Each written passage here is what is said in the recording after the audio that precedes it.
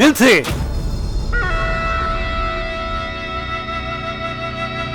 ಇವತ್ತಿಂದ ಹರಾಜು ನಡೆಯೋದಿಲ್ಲ. ಹೊರಡಿ ಎಲ್ಲರೂ.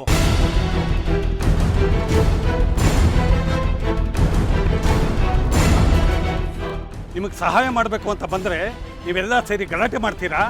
ಇನ್ಮೇಲೆ ಬಿತ್ತನೆ ಬೀಜ ಬೇಕು ಅಂದರೆ ಆಫೀಸಿಗೆ ಬನ್ನಿ. ಲೇ ಲೇ ಲೇ ಪ್ರತಾಪ,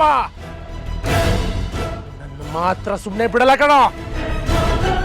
ಕೈ ನೋಡ್ಕೊತೀನಿ. ಒಡ್ಡಲ್ಲ, ನಿನ್ನ ಮೀಸೆ ಉದ್ರೋಗಿದೆ ಅಂತ ನಿನ್ನ ಮುಸುಡಿನ ಕನ್ನಡಿಲ್ ನೋಡ್ಕೊ. ಹೋಗ.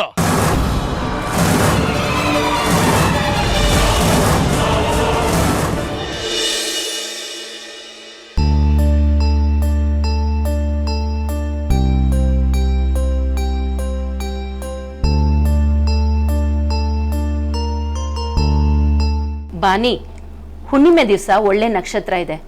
ಆವತ್ತೇ ನಮ್ಮ ಮನುಗೆ ಅನ್ನ ಪ್ರಾಶನ ಇಟ್ಕೊಂಡ್ಬಿಡೋಣ. ಏನಂತೀಯ? ನೀವ್ ಹೇಗಂತಿರೋ ಹಾಗೆ ಅಬ್ಬೆ. ಆವತ್ತು ಅನ್ನ ಹಾಲು ಸೇರಿಸಿ ಪಾಯಸ ಮಾಡಿ ಅದನ್ನೇ ಮನುಗೆ ತಿನ್ನಿಸ್ಬೇಕು.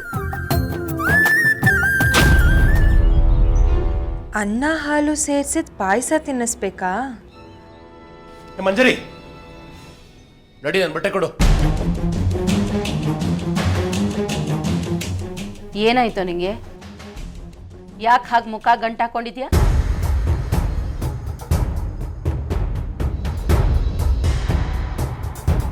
ಬಿತ್ತನೆ ಬೀಜ ತರದಕ್ಕೆ ಆಗ್ಲಿಲ್ವಲ್ಲ ಅಬೆ, ಅದಕ್ಕೆ ಸಿಟ್ಟು ಬಂದಿದೆ. ಅದಿಗೆ ಅದಕ್ಕೆ ನೀವೇ ಇದ್ದೀರಲ್ಲ, ಆಡಳಿತ ನಡೆಸೋರು, ಸಹಿ ಹಾಕೋರು ಎಲ್ಲದನ್ನು ನೀವೇ ನೋಡ್ಕೊಳ್ಳಿ. ಮಂಡಿ ಹೋಗಿ ಹರಾಜ್ಗೆ ಹೋಗಿ ಬಿತ್ತನೆ ಬೀಜನೂ ತಗೊಂಬನ್ನಿ. ಇನ್ನು ಮುಂದೆ ಯಾವ ಸಮಾಧಾನ ಇಲ್ಲ.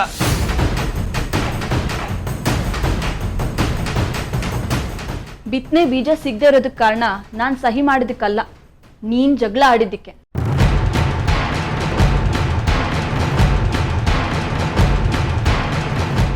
ನೀನ್ ಹರಾಜಲ್ಲಿ ಗೆದ್ದ ವಿಷಯ ನಂಗೆ ಆಗ್ಲೇ ಬಂತು.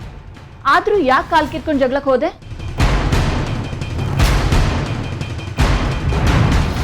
ನೀನ್ ಜಗಳ ಆಡಿದ್ದಕ್ಕೆ ಅಲ್ಲಿ ಹರಾಜ್ ನಿಂತಿದ್ದು.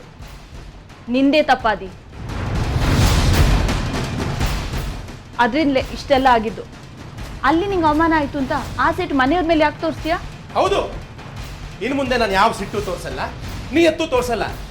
ಇನ್ನು ಮುಂದೆ ನಾನು ಯಾವುದರಲ್ಲೂ ಇಲ್ಲ, ಯಾವ ಕೆಲಸನೂ ಮಾಡಲ್ಲ. ಎಲ್ಲ ನೀವೇ ಮಾಡ್ಕೊಳ್ಳಿ. ವಾರಸ್ದಾರ ನಮ್ಮ ಅಲ್ವಾ ನೀವು? ಒಳ್ಳೇದಾಗ್ಲಿ.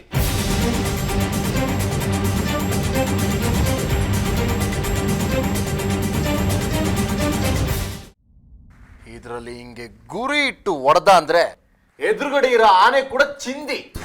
ಅಚ್ಚರಿ, ಹೆಂಗ್ ಗುರಿ ಇಟ್ಟು ಹೊಡೆಯೋದು ಗೊತ್ತಾ? ನಾನ್ ತೋರಿಸ್ತೀನಿ ನಿನ್ಗೆ. ಗುರಿ ಇಟ್ಟು ಒಂದು ಕಣ್ಣು ಮುಚ್ಚಿ ಇನ್ನೊಂದು ಕಣ್ಣು ತೆಗೆದು ಹಿಂಗ್ ಸರಿಯಾಗಿ ನೋಡಿ ಕುದುರೆನ ಅಂಬ್ಕಿದ್ರೆ ಅಪ್ಪ ನಂಗೂ ಹೇಳ್ಕೊಡಿ, ನಾನು ಗುಂಡು ಹೊಡಿಬೇಕು.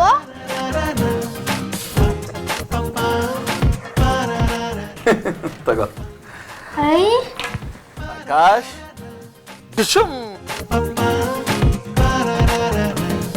ಅಪ್ಪ ತುಂಬಾ ಚೆನ್ನಾಗಿದೆ. ಸುಲೋಚನಾ, ಸುಲೋಚನಾ, ಬಾರೆ ಇಲ್ಲಿ. ನೋಡೆ ನನ್ ಮಕ್ಳು ಎಷ್ಟು ಚಂದವಾಗಿ ಆಟ ಆಡ್ತಾ ಇದ್ದಾರೆ ಅಂತ. ಆಟಾಡಿ ಮಕ್ಳ. ಅಪ್ಪ ಈಗ ಆಕಾಶ್ಗೆ ಹೆಂಗ್ ಗುಂಡು ಹೊಡಿತೀನಿ ನೋಡು. ನನ್ಗೆ ಗುಂಡು ಹೊಡಿತ್ಯಾ? ನನ್ಗೆ ಗುಂಡು ಹೊಡಿತ್ಯಾ? ನಾನು ಹೆಂಗ್ ಸಿಗಲ್ಲ, ನಾನು ಎದ್ ಬಿಡಲ್ಲ.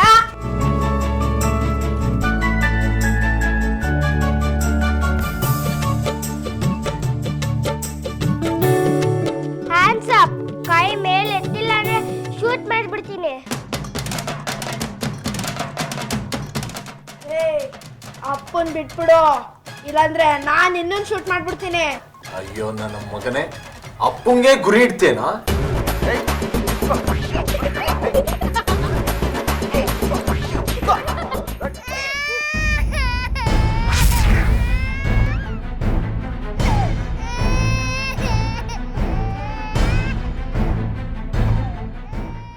ಏಯ್, ಏನ್ ಮುಖ ನೋಡ್ತಾ ನಿಂತಿದ್ಯಾ? ಹೋಗ್ ಸಮಾಧಾನ ಮಾಡೆ. ಅಲ್ಲ, ಅವನಿಗೂ ಏನಾದರೂ ಕೊಟ್ಟು ಸಮಾಧಾನ ಮಾಡ್ಬೋದಲ್ವಾ? ಇವರಿಬ್ರ ಜೊತೆ ಇಷ್ಟೊಂದು ಚೆನ್ನಾಗಿ ಆಟಾಡ್ತೀರಾ, ಅವನನ್ನ ಕಂಡ್ರೆ ಯಾಕೆ ಅಷ್ಟೊಂದು ರೇಗ್ತೀರಾ? ಏಯ್, ಮೊದಲು ಆ ಹೆಬ್ಬಂಗೆ ಸರಿಯಾಗಿ ನಿಂತ್ಕೊಳ್ಳೋದನ್ನ ಕಲ್ಸೋ, ಆಮೇಲೆ ಏನ್ ಕೊಡ್ಬೇಕು ಅಂತ ನಾನು ನಿರ್ಧಾರ ಮಾಡ್ತೀನಿ. ತೊಲಗೆ ಎಲ್ಲಿದ್ದ?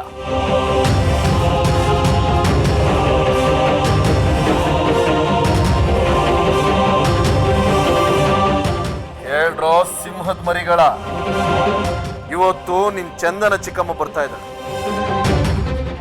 ಅವಳು ಬಂದಾಗ ಕುಶಾಲ ತೋಪನ ಹಾರಿಸಿ ಸ್ವಾಗತಿಸ್ಬೇಕು. ಹೆಂಗೆ ಹೇಳಿ? ಶಭಾಷ್. ಹಾಗೆ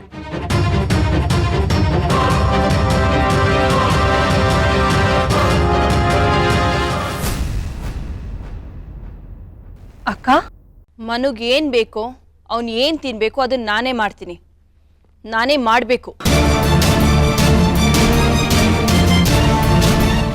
ಏನಕ್ಕ, ಏನೋ ಪ್ರೀತಿಯಿಂದ ತಂದ್ಕೊಟ್ರೆ ಈಗ ಮಾಡೋದು? ಅದೇನೋ ಮನುಗೂ ನಮಗೂ ಸಂಬಂಧನೇ ಇಲ್ದೇ ಇರೋ ಹಂಗೆ ಆಡ್ತಿದ್ದೀರಲ್ಲ. ಈ ಮನೆಯವರೆಲ್ಲ ಮನುಗೆ ವೈರಿಗಳನ್ನೋ ಥರ ನೋಡ್ತಿದ್ದೀರಾ. ಪ್ರೀತಿಯಿಂದ ಗೋಡಂಬಿ, ದ್ರಾಕ್ಷಿ, ಬಾದಾಮಿನ್ ತಾನೇ ತಂದೆ, ವಿಷಾನೇನಲ್ವಲ್ಲ?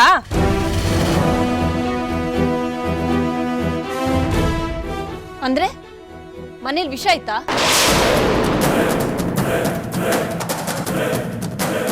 ವಿಷದ ಮಾತು ಯಾಕೆ ಬಂತು ಬಾಯಲ್ಲಿ?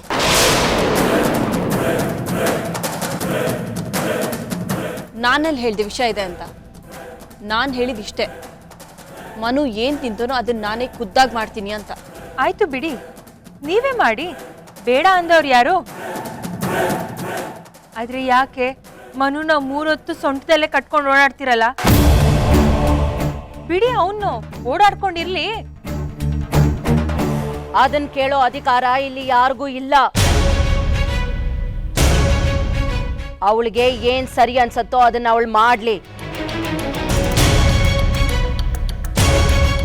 ಯಾಕಂದ್ರೆ ಅವಳು ಸಿಂಹ ವಂಶದ ವಾರಸ್ದಾರನ ತಾಯಿ. ಆ ವಾರಸ್ದಾರನ ಜವಾಬ್ದಾರಿ ಅವಳದು.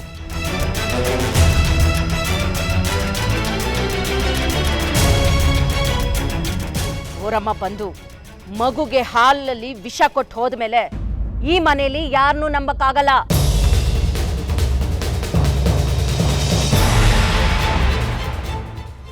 ಅವಳಿಗೆ ಯಾವುದು ಸರಿ ಅನ್ಸತ್ತೋ ಅದನ್ನ ಅವಳು ಮಾಡ್ತಾಳೆ. ನೀನ್ ಈ ವಿಷಯದಲ್ಲಿ ತಲೆ ಹಾಕ್ಬೇಡ.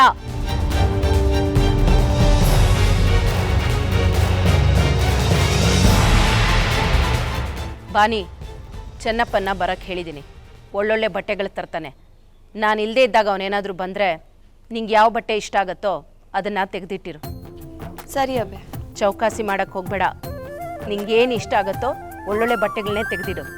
ನಡೀತಾ ಇರೋದು ಸಿಂಹವಂಶದ ವಾರಸ್ದಾರನ ಅನ್ನಪ್ರಾಶನ. ಎಲ್ಲರೂ ಭರ್ಜರಿಯಾಗಿರ್ಬೇಕು. ಅರ್ಥ ಆಯ್ತಾ?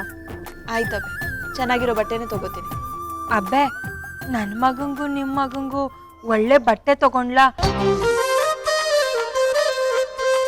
ಅವ್ರ ಹತ್ರ ಚೆನ್ನಾಗಿರೋ ಬಟ್ಟೆನೇ ಇಲ್ಲ. ನೀನು ಸಿಂಹ ವಂಶದ ದೊರೆನಾ? ಬಾಯಲ್ಲಿ ಹಲ್ದಿದ್ಯೇನೋ ನಿಂಗೆ? ಕಚ್ಚಕ್ ಬರುತ್ತೇನೋ ನಿಂಗೆ?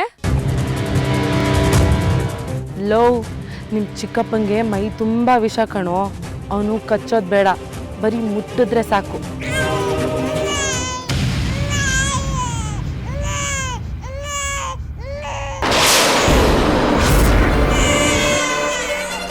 ಆ ಚಂದನನ್ನ ಮದುವೆ ಆಗೋ ಪಾಪಿ ನನ್ನ ಮಗ ಯಾರಂತೆ? ನನ್ನ ಮದುವೆ ಆಗೋ ಹುಡುಗ ಆದಿತ್ಯನೇ ಆಗಿರ್ಬೇಕು. ಈ ರಾಜ್ಕುಮಾರಿ ಕೈ ಹಿಡಿಯೋ ಅರ್ಹತೆ ಇರೋದು ಅವನೊಬ್ಬನಿಗೆ.